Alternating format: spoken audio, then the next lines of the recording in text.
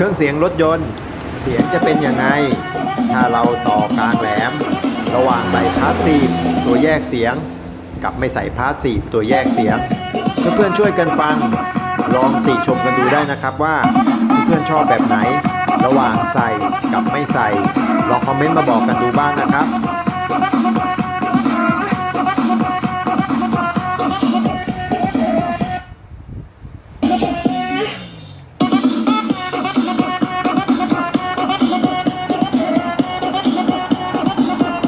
ว่ามีหลายคนถามมาว่าโอเคครับ